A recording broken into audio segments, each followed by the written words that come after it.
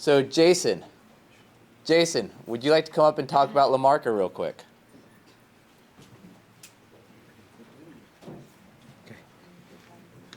Hello, everybody. Thank you. Thank you for coming out. So Lamarka, hello.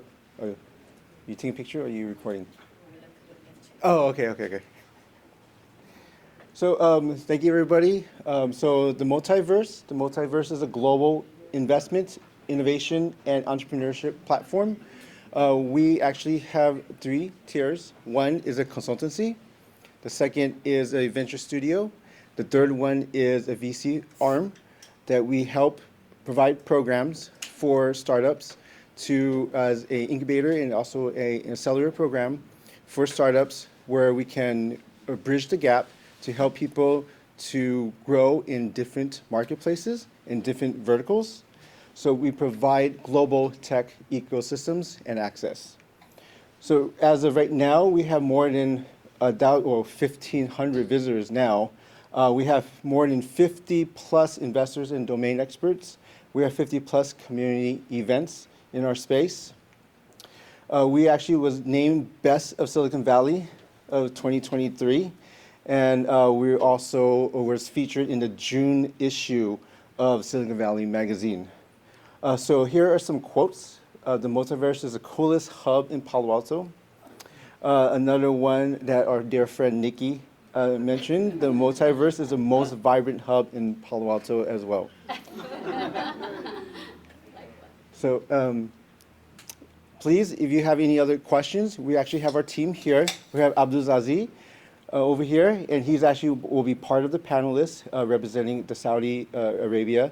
We also have Abdullah over here, and we have Mo over there in back eating the pizza. So don't talk to him when he's eating the pizza though, but afterwards. Okay, so thank you very much for having us and for being here. And if you have any questions, please come and see us. Thank you. All right, thank you, Jason. And the itinerary for tonight, if you'd like to change that, we'll have a brief intro speech from each of the panel, or from each person on the panel, followed by a fireside chat. It'll be about 30 minutes or so, and then we're going to open up for Q&A from the audience. So throughout that time, if you have any questions, please write them down, please save them. You'll have time to ask them at the end. Then, after everything, we're going to have a live performance from the Imponderables. Yeah, let's give them applause. For the after party, we do request if you'd like an alcoholic beverage, there's a location next door. Please don't bring any of those beverages into this facility out of respect for the owners of this facility, our host. But that venue is there if you'd like to grab a beverage, have a drink, then come back in or out. So just a reminder. Also for tonight, if there's any garbage or that you see laying on the ground, please pick it up, put it in one of the bins, the recycling bin or the garbage bin. We want to be very respectful for the host, so let's clean up after ourselves at the end of the day. So with that, I'd like to welcome everyone to this important event on global sustainability. Today we gather here with a shared vision. A vision to create a brighter, more sustainable future for our planet and generations to come. The challenges posed by climate change, dwindling natural resources, and environmental degradation are immense. But so are the opportunities to create positive change. This event serves as a platform for us to come together to exchange ideas and to take collective action towards a more sustainable and resilient world. Over the next hour, we will hear from experts, visionaries, and changemakers who have dedicated themselves to finding innovative solutions to address these pressing issues. Together, we will explore cutting-edge technologies, sustainable practices, and transformative policies that can drive meaningful impact on a global scale. Today, we stand at a pivotal moment in history. Our actions and decisions today will determine the trajectory of our planet's future. Each one of us has a vital role to play in this journey towards sustainability. Whether you are a business leader, an educator, a policymaker, or an individual, your commitment to sustainability matters. I invite you all to actively engage in this discussion, forge partnerships, and identify concrete steps we can take to create lasting change. First person on our panel I'd like to introduce to give a welcome address is Consulate of Economic Affairs of Indonesia, Nugroho Abibhimo. Please come to the stage.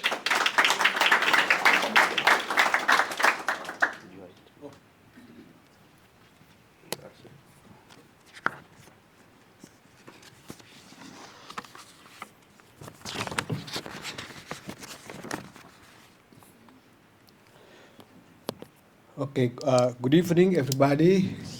Yeah, thank you for having me at this moment. Yeah, and it's glad for me to see the good turnout.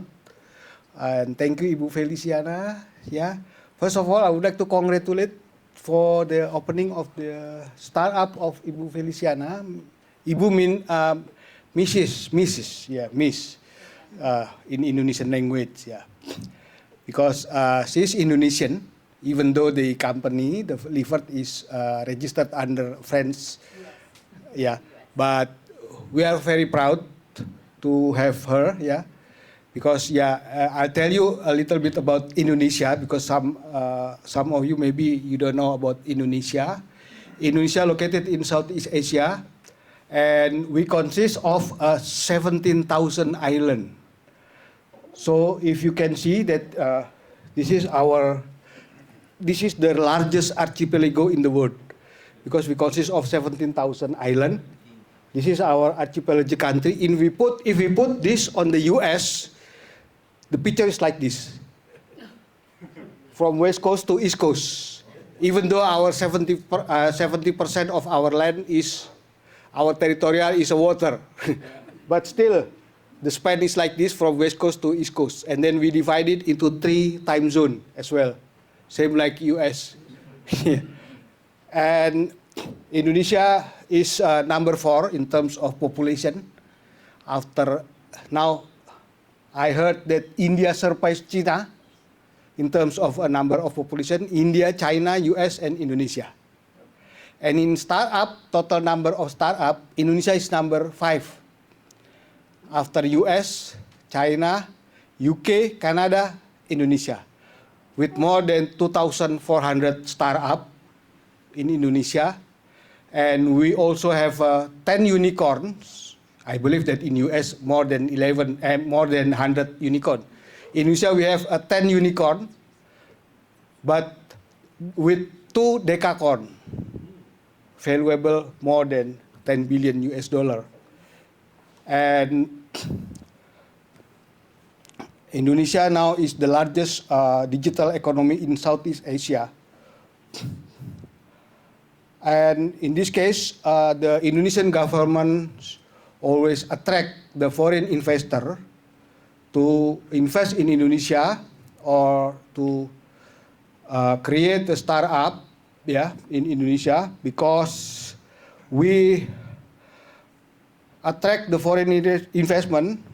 We have made improvement and simplification for investment climate, such as simplifying procedure and bureaucracy and providing facilities depend on the amount of the investment and easing the process to start up, to build the startup, to hire foreign workers. Yeah, we have a new law. We call it omnibus law. Yeah. Just to simplify the procedure, to make easier. And we also for the tax holiday and tax incentive, tax allowance. And for those who invest in Indonesia, we have a advantage, the promising for investors because we have a huge population, 270 million people, number 4, as I mentioned to you. And internet user in Indonesia is in 2020 is 204 million out of 4.9 billion in the world. And internet penetration rate stood at 73% of the population in Indonesia. And social media user in Indonesia is 68% of the population. So We invite the investor from the US as well, yeah, from many other countries as well to invest. And based on our data, as of June 24, 2023, the US is ranked 6th as the country with the largest investment in Indonesia. But still, we need more for the development of our economy. And on sustainability, yeah, since 2015, Indonesian government has adopted its first ever national planning program, national planning for the sustainability. What we call the National Medium-Term Development Plan. In Indonesia, we call it RPJMN, and including the greenhouse gas and employment,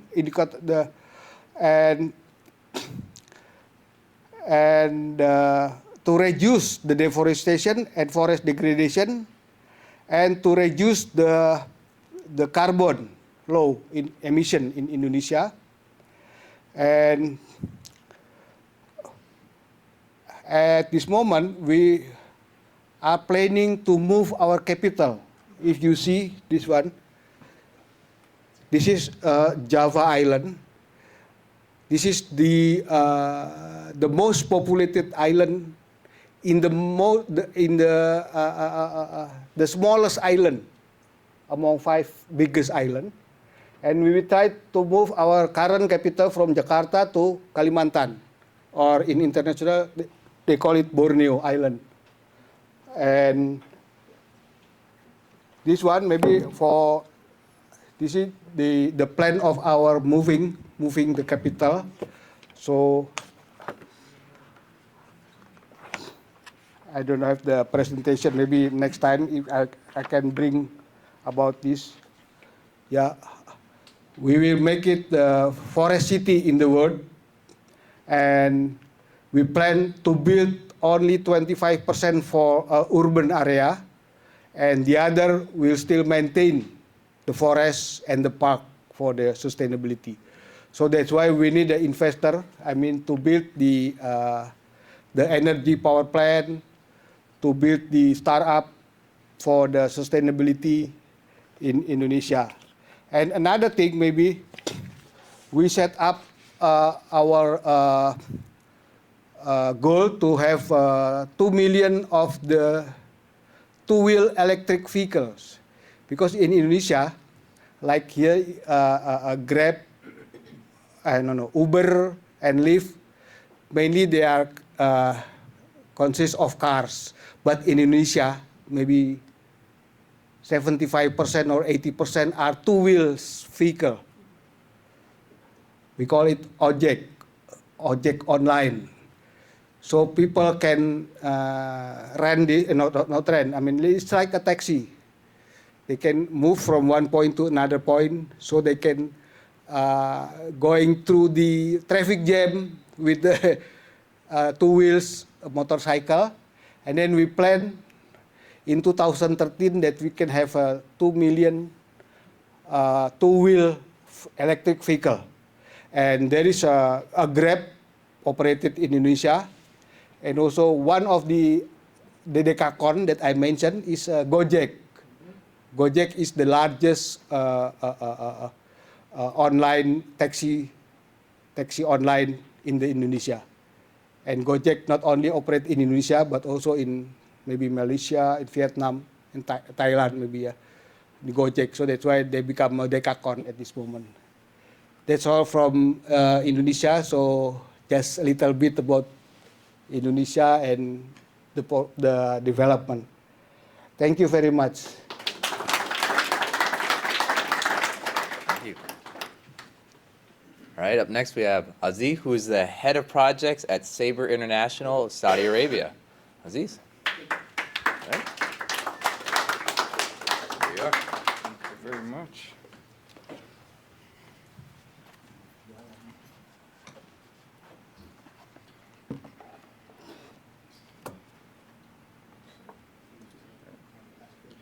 Do you guys know how hot is it in Riyadh right now? It's 51 degrees Celsius. Yes, that's 123 Fahrenheit. Yes, I think it's open. Now you can hear me, right? It's 51 degrees right in Riyadh, and it's 123 Fahrenheit. Yes, yes. It's the only country where people melt in the street. All right, I'm going to give you a brief history. We're going to go a little bit in the past, present, and the future of Saudi Arabia. 1,000 years BC before, all Arabs were in Yemen, and we had a dam called Ma'rib Dam. And when this dam collapsed, the Arabs spread in the Arabian Peninsula. And even when I was young, I was always having this thought, is like, why did our ancestors move to the Arabian Peninsula and stop there? It never made sense to me, because if they moved a little bit, they'll end up in Turkey, where it's more greener, it's nicer, the weather is beautiful, they have rains on a daily, monthly basis, which we don't have. And so, but as I grew up, I knew a little bit more. Basically, the Arabian Peninsula was not always that desertous. It was more greener, and the circle of life was more full. We had a lot of animals, and they used to immigrate from the Arabian Peninsula to Africa, going back and forth. Even going back to the history, you'd always hear about ostriches and all these animals that we don't have now. It's very scarce, because when they built the Suez Canal, this is where the immigration stopped. And with the droughts and with the climate change, this is when it's become more desert. To imagine this, the area of Saudi Arabia, it's around 2.2 million square meters. And that's around 3 times the area of Texas. And 94% of this area is actually desert.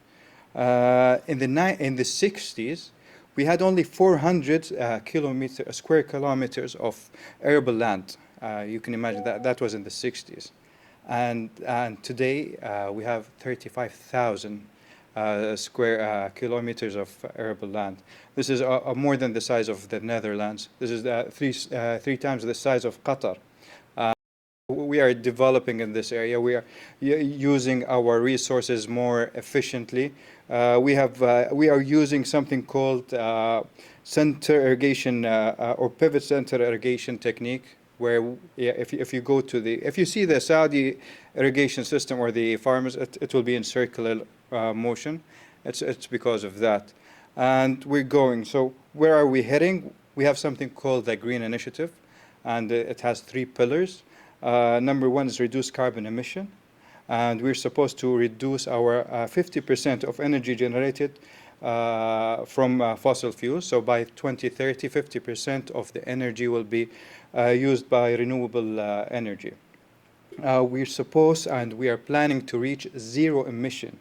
And if you can imagine that we are one of the biggest oil producing country in the world, and by 2060 we want to reach 0 carbon emission.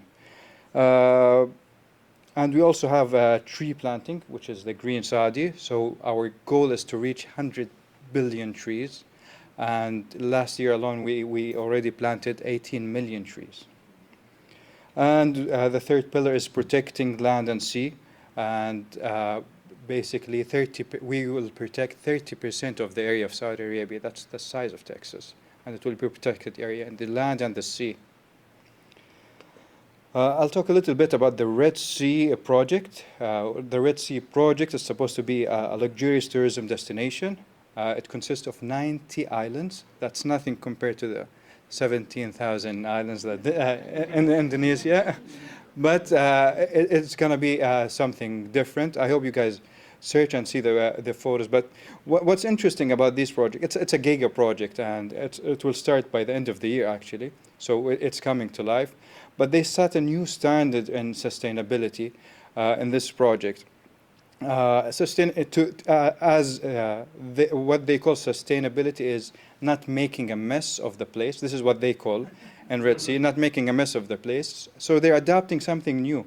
They're calling regeneration, which is making the place even better. So they have a couple of goals, interesting goals. It's grow more corals, and which is strange because the coral in this area is the 4th largest in the world, and they want to still grow it more. and they will study it even more and spread this knowledge across the world. And they will be fully operated by solar energy. An interesting story about the Red Sea project is that there's an island called Waqadi Island. And Al-Waqadi Island is the biggest island in between these 90 islands. It has the whitest sands and surrounded by the turquoise sea.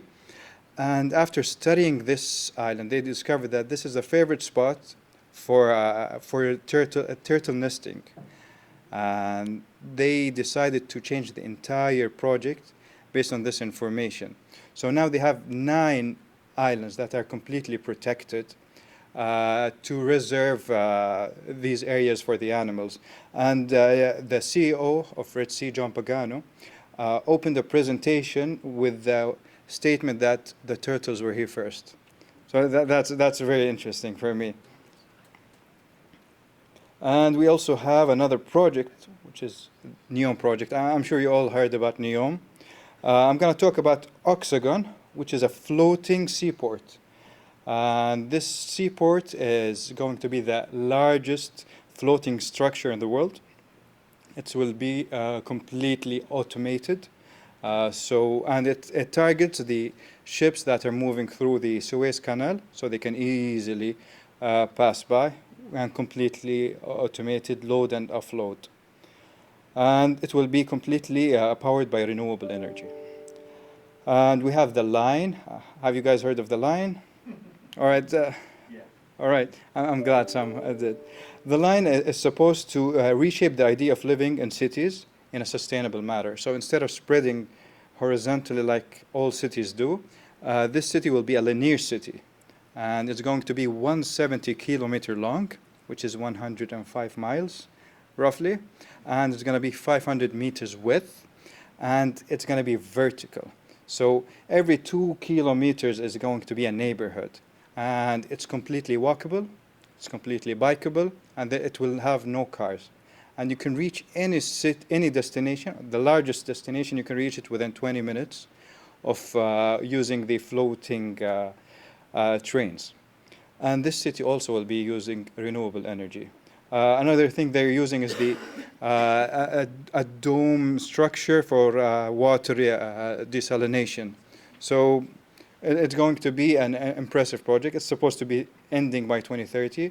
It will create 460,000 jobs, and it will inhabit 9 million people. Yes, and it will cost only $1 trillion. Yeah. So I gave you like a brief about the past, present, hopefully the near future. Thank you very much. Thank you. And our last presenter before we do the panel, the person that actually organized the event, that brought all of us together. So talk about the environment, but also don't forget to mention your startup as well. Let's bring up Veliana.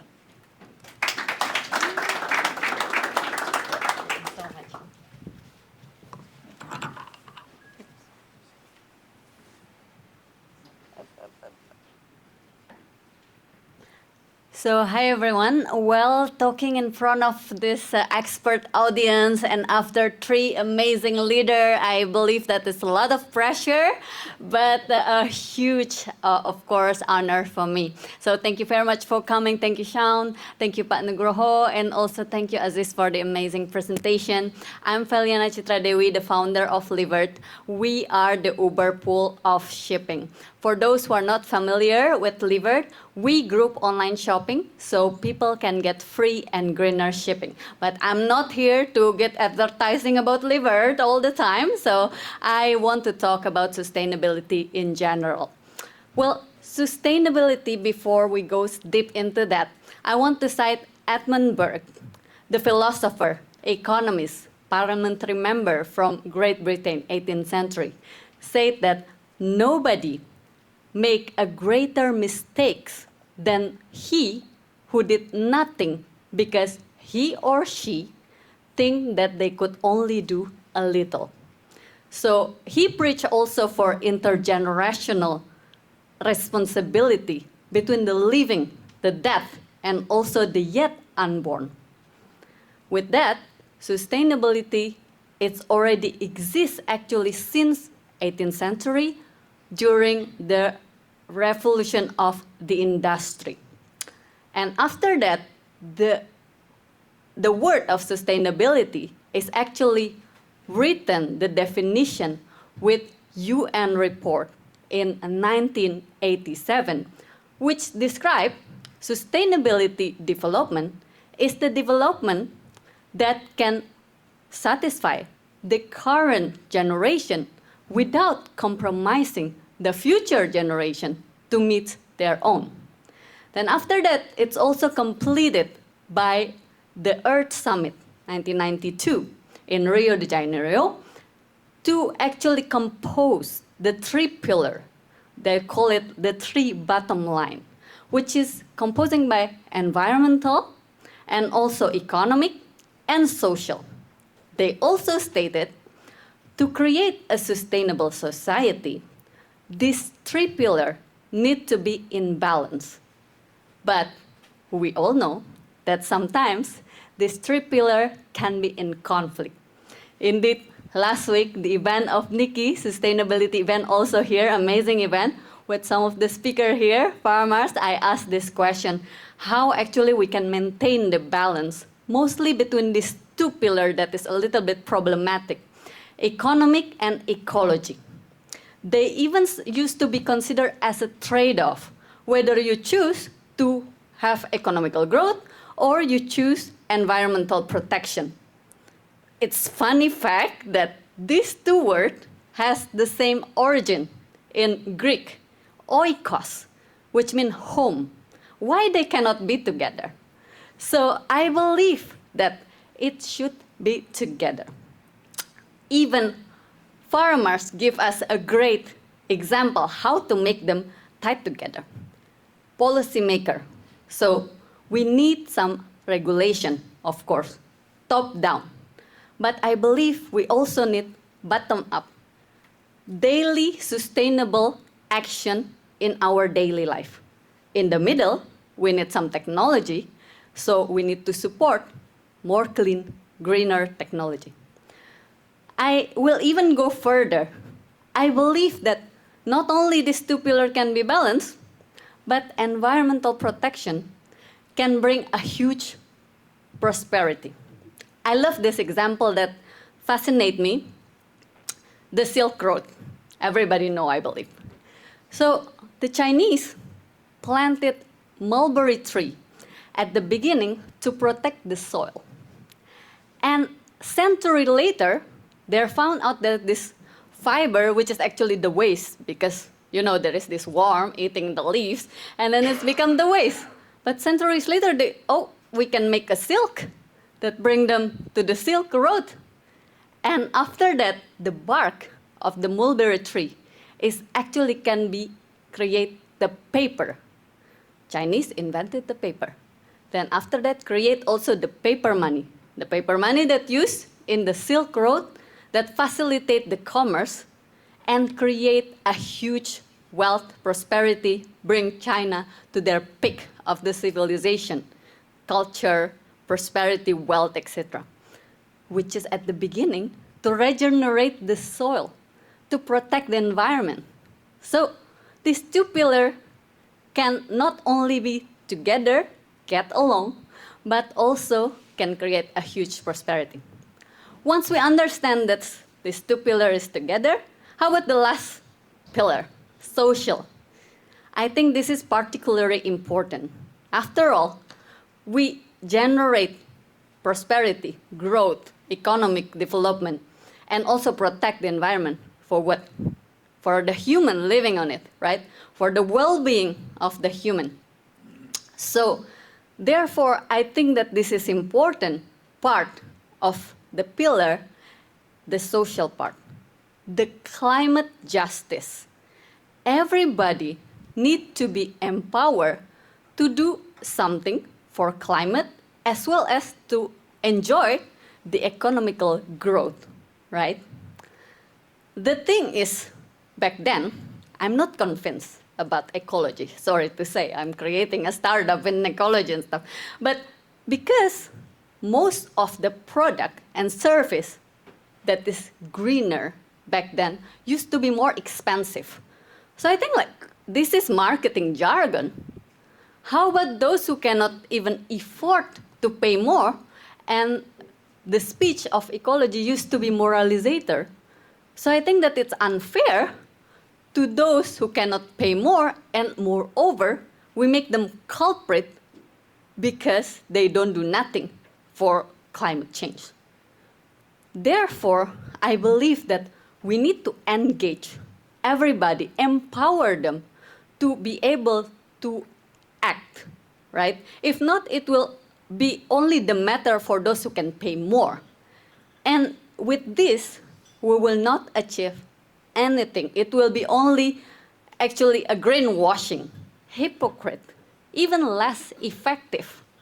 So I believe that this is less effective. Why? 2014 report of Intergovernmental Panel of Climate Change stated that the group of people that is disproportionately impacted by the climate change are those who are the less fortunate. And more sad even, they are those who can do the least for climate change. So I believe that we need to empower and give the tool for these people they are the main concern of what is happening to engage, right? And without that, it will be like pointless. And also, I believe that they need to have a power to fight against the disaster in this world that impacted their community, impacting also my grandmother homeland from Borneo, by the way. When I heard that 3 billion of tree, it's cut every year only for packaging. 25% of the CO2 emitted in the city is because of our merchandise shipping. So I was thinking that this is 10% of the global CO2 contribution every year. Therefore, in my very small and little humble way, I would love to create a solution that can give people a possibility to save money and also increasing their purchasing power, in the same time reducing their daily waste effortlessly with this collaborative power. So a little bit contribute to democratize the value of ecology, but also make them become inclusive. Because I believe that everybody in the world is consumer, right? 1/3 buy online. And in the US, 2/3. So it's 2.6 billion of people. Imagine how great the impact that they would have. So therefore, I believe that everybody in the world have the power to actually act for climate change. And we need to include them to actually act for the more sustainable future. So my last word is actually in the spirit of Annenberg. There is no little money saving, like there's no too little act for the planet. And together only, I believe that we can create a more sustainable world and a better common future. So thank you very much. All right, let's bring all three speakers up right now.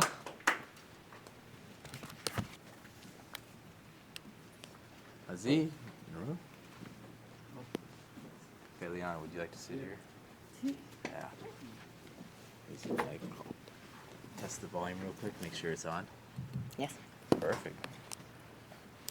All right, now remember, everyone, please remember your questions, write them down, put them in your phone, whatever you'd like. We're going to open up for Q&A later. Might even open up for Q&A earlier than people think. But we want to make sure you challenge everyone here, especially Aziz, with the toughest questions you can think of. Okay, make them sweat like it's 51 degrees Celsius. So. We're used to that. Agree. All right, first question for the panel. All right. What are some of the key global challenges we face in achieving sustainability? Feliana, you have the mic. Would you like to start, or do you want to pass it to Aziz? Sure, I can have the first word, then I will pass to Aziz because I already talk a lot. But I think the main question finally about the main challenge is about time, right? Because it's become the more and more urgent, whereas our act is not as fast as the way the planet is in degeneration.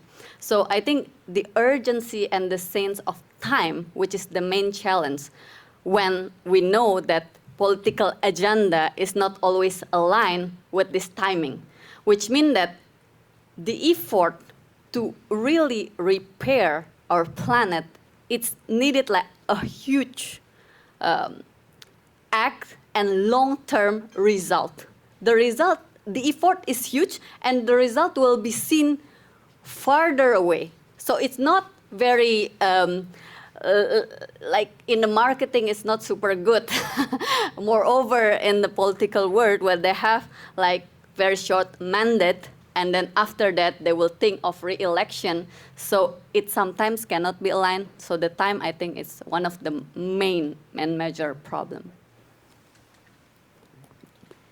All right, I would add two things, is that we need more awareness and we need more collaboration.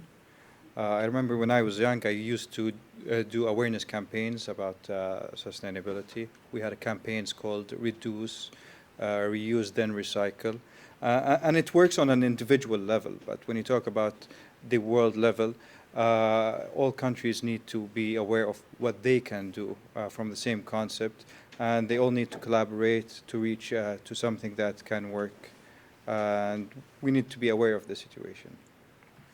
Okay, so let's double click on that. Talking about, I mean, Beliana mentioned elections, you mentioned collaboration. So how can different countries collaborate at addressing the sustainability issues?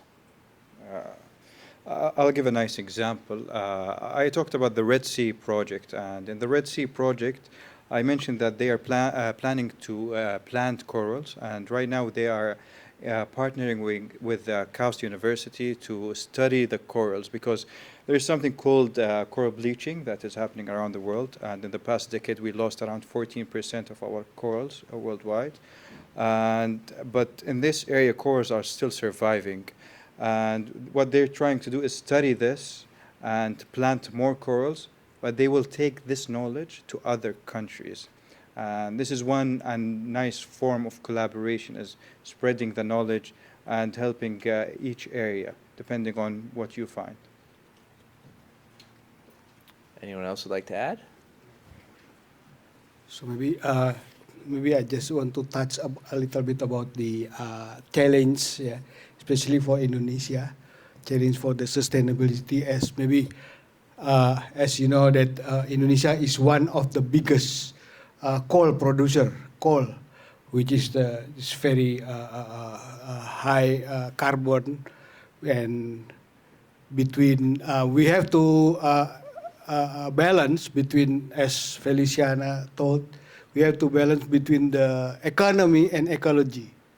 We were the one of the biggest coal producer, and then we need to sell the coal, and especially usually from China. They bought our coal, where the coal, you know, this is the low cost energy, yeah, the coal. And also we are one of the biggest producer of wood. So as Feliciana told, that we cut the wood, we sell it, we export it, the wood, yeah. But now, from time to time, the government give the restricted. And as I mentioned, that since 2015, we have a national development plan to reduce the carbon emission, everything, including to restrict the wood cutting, to the tree cutting in Kalimantan, and we restrict the coal producer. And nowadays, we try to attract investor to build, because we not only coal, we also approach one of, maybe, I don't know, maybe the biggest. We have abundance of the nickel, which is the main component of the EV battery. So we attract investor to build a factory, including the one the big car company, electric company here. I don't want to mention the brand. Here in Fremont, we are still negotiating to build the brand and the factory for the battery, EV battery, because we produce abundant of nickel, and we don't want just to export as a raw material. We try to build, to give the value added for this battery. Yeah. And also, as I mentioned, that we try to have in 2013 2 million two-wheel motorcycle electric, because in Indonesia, if you come to Indonesia, if you see the YouTube, there are many motorcycle, and the motorcycle, the people can through online they can ask, and then they pick up, and then they come with a motorcycle. So that's a very big amount of Indonesia. So that's the challenge of Indonesia, but we try to this, including we succeed to have one factory, one big company from Asian country.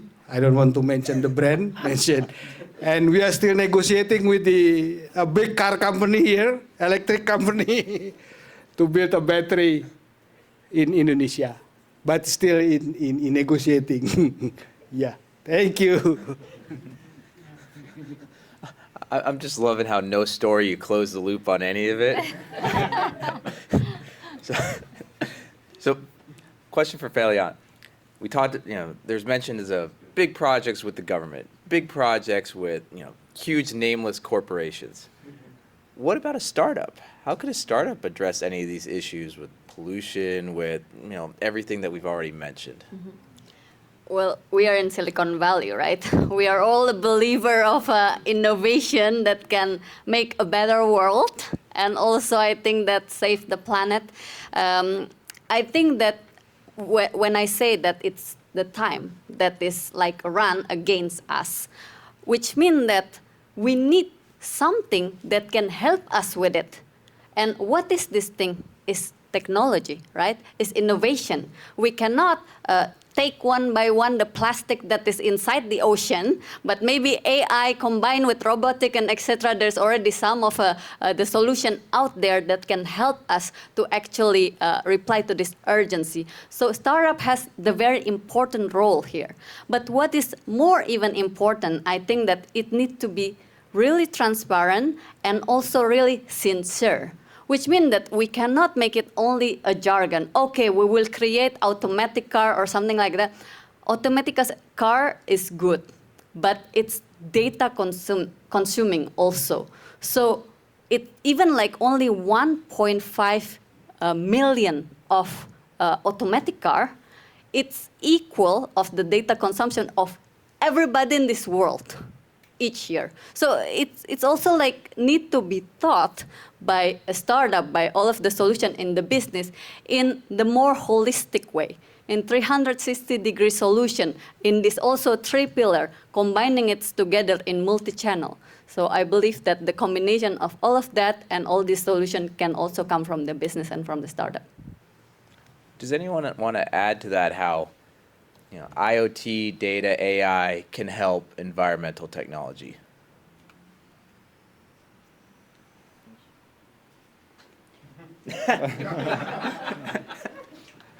I want to add something. I'm not sure if it's 100% related, but a friend of mine is working on an app called Sahlan. Sahlan is an Arabic name for easy. I was telling Ron about it. Basically, it's an app that uses crowdsourcing and crowdfunding to plant trees. So if you're visiting Saudi, if you're visiting another city within Saudi, you can plant your own tree there and leave your mark.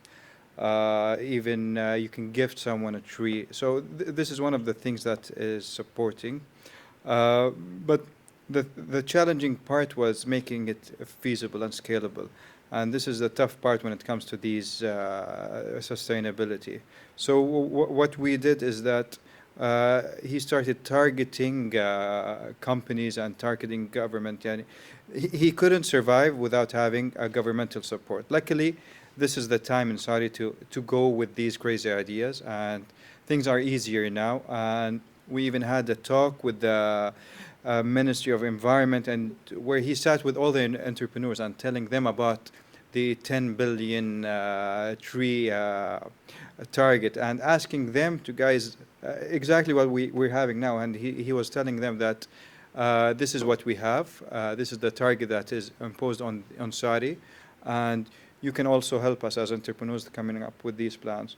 But it's always challenging, because at the end of the day, without the government support, without the B2B support, it's very tough to make it feasible. Okay, I heard the word government 3 times there. So let's hand the mic over to the government. So question for you, what collaborative efforts are taking place among government, nonprofit, and private sectors to address sustainability challenges worldwide? Yeah, as I mentioned that for the two-wheel car, two-wheel vehicle, electric vehicle is under the federal, the national government. But apart from the national government, we also collaborate. We also have a collaboration between the local government and the NGO and the private sector, like the one in West Nusa Tenggara. In West Nusa Tenggara, I'll tell you that the East Nusa Tenggara is the province where the Komodo dragon still alive there.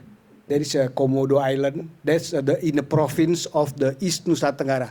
And this is in West Nusa Tenggara. After Bali, West Nusa Tenggara, and East Nusa Tenggara. That's the Komodo Island. And then in West Nusa Tenggara, there is a program named the Garbage Bank. So they they handling the waste which become a hazardous waste to be used as an economic source. Maybe they can make a brick, the hazardous waste, the plastic waste, they process it, they make as a brick, and then for building, to build a house or something like this. And then it's fully supported by the local government of West Nusa Tenggara and conducted by the NGO and the private government.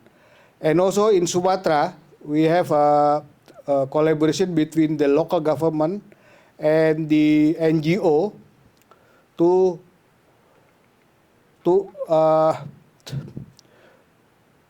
implement sustainable development run by private local company, with the main take being to provide training to rural mothers to carry out chocolate management. Yeah, we call it Krakakwa chocolate in Lampung in Sumatra, to carry out chocolate management correctly and appropriately. That's the example of the collaboration between local government and the NGO and the under the direction of the national government for the sustainability. That's so far. Okay. Z, if you'd like to add anything, if not, I'll go on to the next question. All right. So with that, what are some of the greatest barriers or challenges countries face in transitioning to sustainable practices? Well, if I may state it, I think that mainly the challenge will be money. Therefore, I think that Pak Nugroho mentioned several times that we need investor and stuff. Mm-hmm. And when it's not about the money, it will be for sure political will. Because everybody will want to have a better environment. Everybody will want to do something for the planet, right? This is our only home. But when there is no strong political will, it will be super difficult from what I say, this top-down, which is very important, that farmers also mentioned last week. But still, we can do this bottom-up. Our daily life, we can still do some sustainability action, so that it can still moving forward. But some of the challenges is for sure, first of all, the financial matter, and also the political will for me and my side. I would like to add, it's exactly what you said. It's high capital and long time for return on investment. This is one of the biggest challenges. So if the country is not thinking on the long term, then definitely they will fall into this trap. I visited a solar farm in Greece, and it was lovely. What they do is that they use whatever they're producing without saving. There is no batteries. So whatever is excess, they sell it back to the government. And the return on investment was 10 years. And you can imagine this is a local solar farm. So imagine it on a bigger scale. It will definitely take more time, and it will require more stomach. For Indonesia, I mean, the barrier, I mean, will be, you can imagine that I was the exporter of coal, and I enjoyed the what they call the comfortable zone. We got the money from export coal, and then the coal is produce the high pollutant, even though it's a very low cost in energy, yeah. But we enjoy the comfortable zone. We get money, a lot of money from coals. So all of a sudden, the government said that you cannot export coal more. So you have to change to other sector. I mean, that's a barrier. Another thing that Felicia told that I'm how do you call the illegal lodger, illegal wood producer.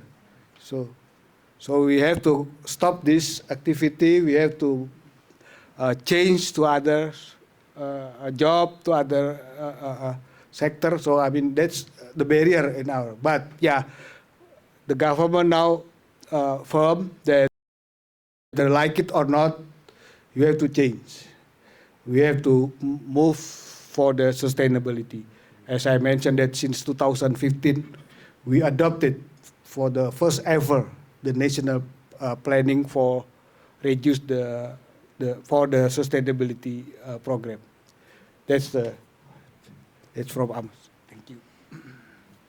All right, before opening it up to the audience for the toughest questions of the night, before one question, two parts for everyone on the panel. One, what trends are you seeing? And also, what are you currently working on? Do you want to start on this side? What is it? What trends are you seeing, and what are you currently working on for sustainability, for environment? Let's start with Feliana first and then work down. Okay, thank you, Sean. Well, what I'm working on, I think I already explained. I'm now building LiVert, and we try to scale it right now. But what I found very exciting currently is that there is a really global movement and also strong will to go towards sustainability. For example, of course, so we know all the Paris Accord, like COP21 and stuff, the global wish to be net zero 2050, and also by 2030 divide by 2 all our carbon. And for example, where I know in Europe, because I used to live in Paris, Europe start to be having a very strong policy in sustainability. For example, early this year in January 2023, they start to impose actually the corporate sustainability reporting directive, which means that every company in Europe or operating in Europe, so if you are having your market part in Europe, you need to comply with this, that they need to report every year about what they are doing for ESG, environment, and also governance and social. So this is a strong point because it will be concrete. Then every business, every company, big or small, they need to comply with this. So I believe that this is a great trend and giving us hope, basically, for a more global movement in sustainability. Aziz? One of the lovely trends is that it's carbon crediting. So it's a way for countries to keep doing what they're doing, but having this carbon cancellation. So, for example, people are or countries are planting more mangrove trees, which is producing more and more, and this is somehow canceling the carbon dioxide credit. What am I working on? I'm actually working on helping my friend Hatem, the one I told you about, Sahlan. It's one of the things I have always been interested in, sustainability and these things. And I really hope that when the app is launched and the startup becomes something that it will be a global thing, and it can definitely help. Yeah, thank you. As you know that I'm a government official, so and then let me introduce. This is my fourth countries of my assignment during when I joined the Ministry of Foreign Affairs. I'm a diplomat. Yeah, this is my fourth country and as well as fourth continent. Yeah, and of course. Yeah, we are always struggling for our national interest. We say, I mean, in terms of we advertise, we promote our country in terms of trade, investment, and tourism. So in trade, yeah, of course, we we try to promote as many as Indonesian product imported to US, and in terms of investment, like I always mention that we attract investor from US to Indonesia, and then for the tourism, we attract many US tourism to come to Indonesia. Yeah, for those who haven't come to Indonesia, visited Indonesia, please do come visit. If you heard about Bali Island, that's the most famous island in the world. Yeah, that's the. I mean, in some article, yeah, I read that please come to Bali before you die. That's my country, and then I totally agree with the sustainable program. Yeah, we always follow our government. We always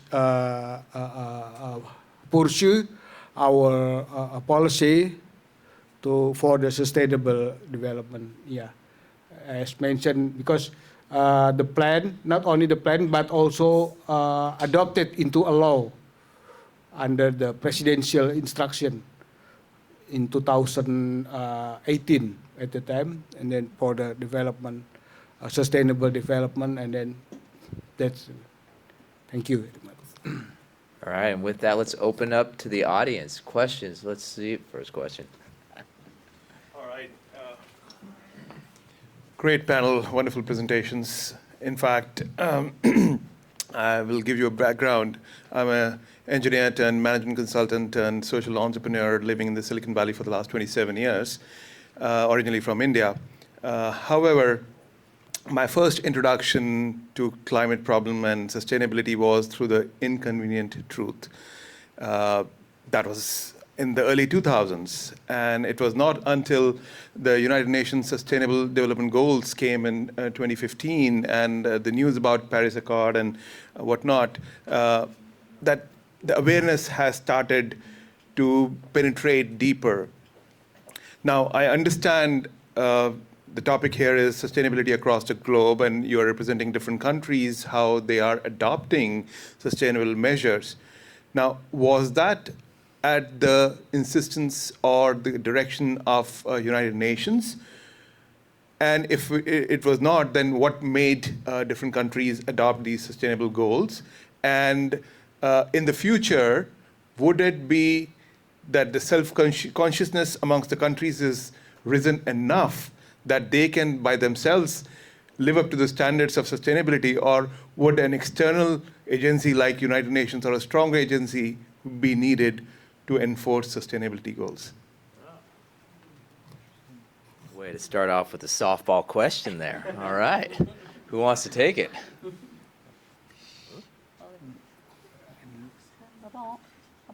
Okay. Well, thank you so much, Fuse. It's amazing question, of course.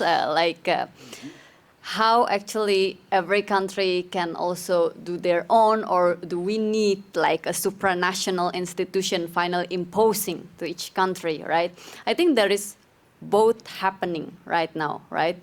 With the Paris Agreement and with the United Nations, the common future, indeed, that imposing sustainability to be adopted under their country member. But the country itself can also have a strong political will to change, such as, for example, Costa Rica.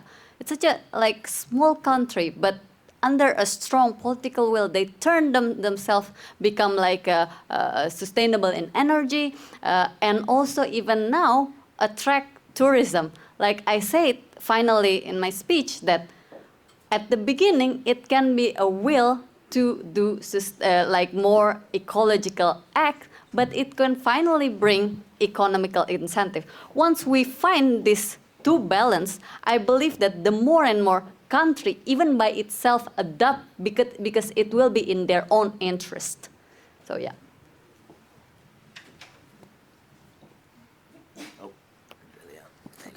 Would anyone else on the panel like to add to that? No? All right. I like how you said Costa Rica. Actually, 2005, I lived there, and for a month I was in Providencia teaching English to a group for ecotourism. That was back in 2005. So, all right. Ray in the back, you got a question? I don't think you need a mic. Yeah. I think there was lots of admirable and ambitious projects talked about, but no one really touched on the sort of organisational and behavioural change that you'll actually need to get to the journey to net zero. And I think that's the really big issue. And I think there are two examples actually that were given that kind of I'd like to get your views on. The first was the pollution of plastic in the sea. Brilliant idea to get AI to get the plastic out of the sea. Can we get AI to stop people throwing plastic in the sea? And then the related point is the cost bit. And I think you touched on this about the length and the cost of these projects. These aren't sort of small startups where you can throw a couple of 100 million at it and you'll get your return and flip it in 3 years. They're 10, 15, 20-year projects that require billions of funding. So where's the alternative funding model? Because people have made a lot of money over the last 10, 15 years out of technology, flipping it and kind of sharing it on. Is there an alternative financing model that can actually achieve the change that's desired? Who wants to take that? Who? That's a tough question.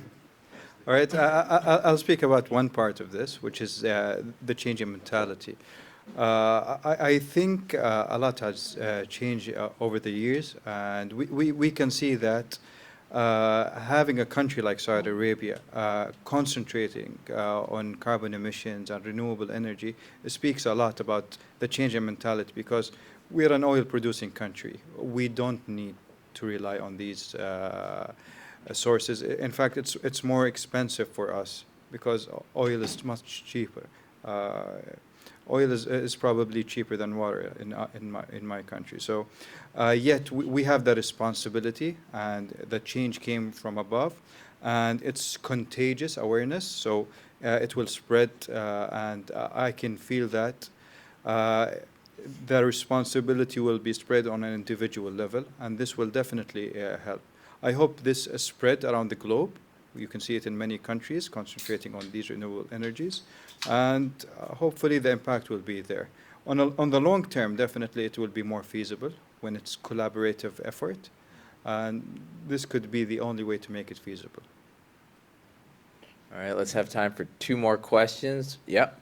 All right, so a couple of years ago, there was a report that showed that around 71% of carbon emissions since 1988 were by only 100 companies.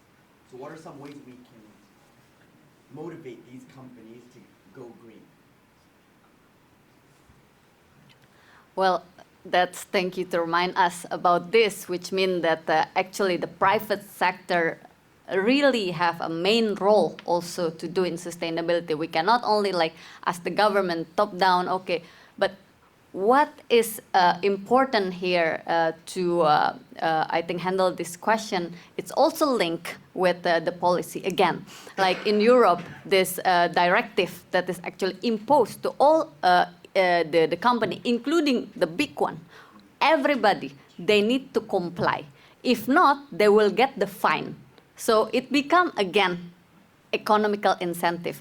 Once you can tie these two, then we can handle this problem. I think the more and more now, the sustainability thought is also designed with this economical view, economical incentive that make actually the progress. It's no more like, okay, everybody is culprit because nobody do anything and stuff. No, we still have time to do something, so let's do something. And moreover, when you do something, you will get even a better, in terms of business, in terms of also sustainable, finally feasibility in your business, because this is also the planet where you're doing business. So I believe that by having more regulation and policy, it can also handle this problem.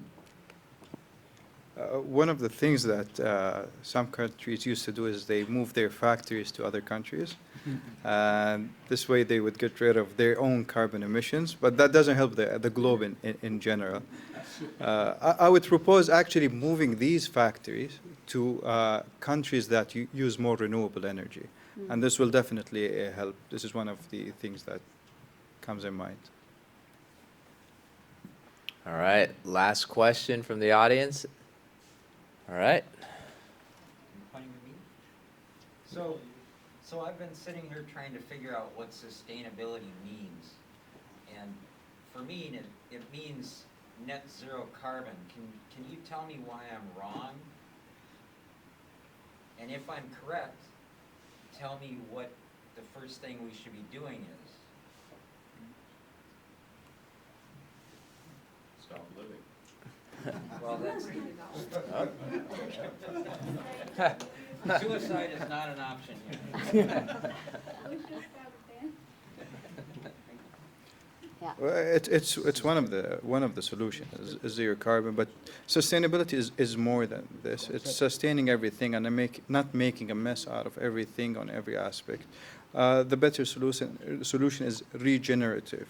Regeneration. This is what the Red Sea project has been doing. So what they did is that they found the lands and the islands, and they found the sea turtles, the corals.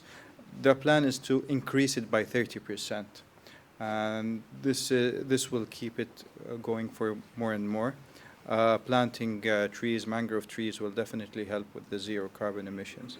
So I hope this answers your question. Well, maybe just to add a little bit, I can be completely in empathy about like how we can get lost of all of the jargon of sustainability, net zero, and this and that. Like, what does it mean finally for us? Should we stop to live? Like Barry suggested, I don't think so, and it is also not the goal.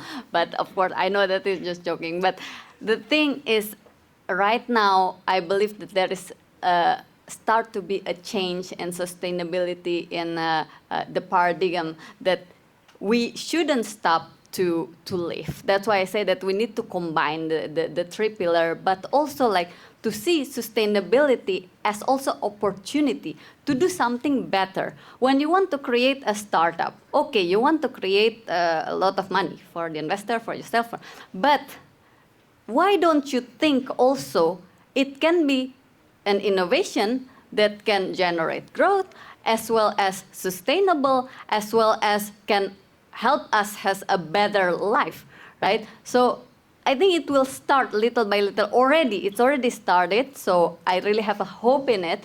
And also with this change of mentality, the more and more through education. Also now in some of the country, in the program of their education, it's included the sustainability lesson and stuff.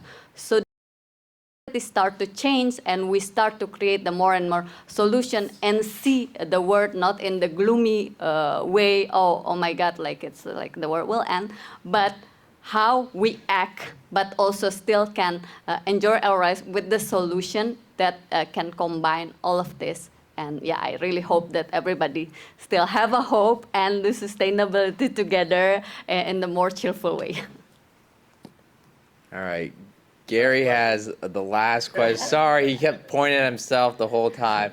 And then after Gary's question, if our speakers would also like to say, if anyone has questions or would like to find out more what you're working on, what's the best way to get in contact, find out about LiVert and everything that everyone's working on. But Gary, what's the last question of the night? Last question of the night. Remember, the band's coming on later, so you're holding up the band. That time, all right. One question with 12 parts. So ESG is a huge initiative in the U.S. Yet other countries are better at it. Why is that? Is it we're behind our peers on ESG? They talk a big game out here. Major corporations. I've talked to numerous companies. Yeah, we do ESG. What are you doing about it? We have an ESG program. Well, tell me about it. We have nothing really to say about it. So, are other countries offering incentives just to drive ESG and sustainability in other countries? See? All right. Any ESG incentive programs in your guys' countries? None? Oh. All right. Do you want to say something, or is it time for the band? Well, I think that now in Europe also there is the more and more incentive to be like, for example, a company that is like doing ESG. They always have a government subsidy, etc. Yeah, I think there is the progress in it. It's still like lacking maybe in the US. It's my own personal view. I think that capitalism is very rooted in the US. It's not that I'm not at all against capitalism. I'm creating a startup, so we try to generate money here. But the thing is, at the beginning, the capitalism is just thinking about this one pillar, economic, right? But now I believe that, like I said again, like there is start to be a change. Like in the US, there is this Inflation Act that like giving the incentive of the company that doing ESG, which is good. It's true that sometimes they can maybe just like saying that they do ESG, but maybe we can start from that. And the more and more we need to point out, like all of us consumer, see that if the company is really doing ESG or not. If they are not, then boycott them. We can also act in our end, right?